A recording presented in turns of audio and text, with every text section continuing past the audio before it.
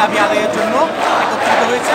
আমাদের সবার এক দাবি একটাই, সকল গ্রেডে বৈষম্যমূলক কোটা ব্যবস্থা সংস্কার করতে হবে। আমাদের দাবি আদায় না হওয়া পর্যন্ত আমরা রাজপথ ছাড়ব। কিন্তু আজকে বৃষ্টির জন্য প্রথমের দিকে আপনারা কম ছিলেন, তারপরে বৃষ্টির পরে আস্তে আস্তে আমরা দেখলাম যে পুরো শাহবাগ চত্বরটি আবার দখল হয়ে গেল এবং এখানে রাজপথে সাধারণত আমরা দেখতে পেয়েছি মেয়েরা বসে পড়েছে, ছাত্রীরা, এবং তাদের চারপাশে ছেলেরা পাহারা দিয়ে রেখেছে, তারা দাঁড়িয়ে আছে, মুহুর্মুহু স্লোগান চলছে। কিন্তু পুলিশের একটি ব্যারিকেড ভেঙে আমরা রীতিমতো একটি র্যালি যেতে দেখেছি, বড় একটি মিছিল যেতে দেখেছি। হয়তোবা তারা অন্য এলাকায় যায় আবার অবস্থান নিচ্ছে, সেটাই তো। এবং আগামীতে আপনাদের এই দফা যতদিন পূরণ না হবে সেটাই চলবে। হ্যাঁ, সেটাই চলবে। আমরা আমাদের দাবি আদায় না হওয়া পর্যন্ত রাজপথ ছাড়ব না। কি নাম? আমার নাম হচ্ছে আবু তৈয়ব, আমি হচ্ছে ঢাকা বিশ্ববিদ্যালয় থেকে। ঢাকা বিশ্ববিদ্যালয়। অনেক অনেক ধন্যবাদ।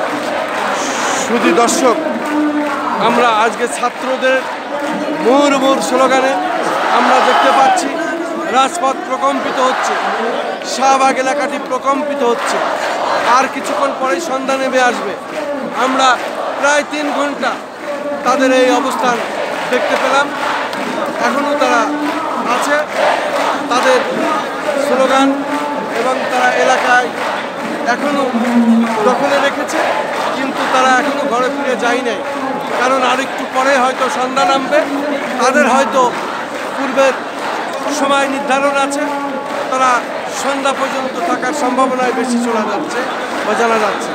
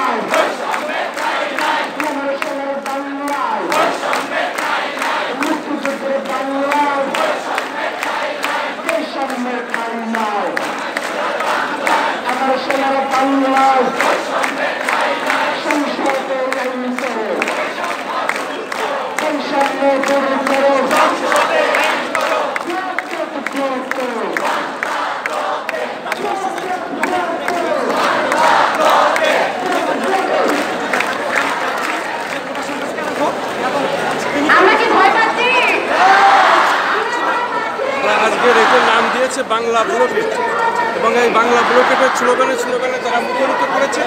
আমরা দেখতে পাচ্ছি শাহবাগ এলাকাটি তারা এইভাবে তাদের স্লোগানে মুখরিত করছে। আমরা প্রায় 3 ঘন্টারও অধিক এই এলাকাটি আছি।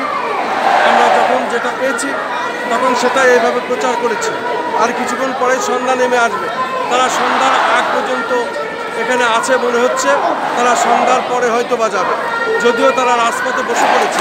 আমরা দেখতে পাচ্ছি তাদের স্লোগান এখনো চলছে।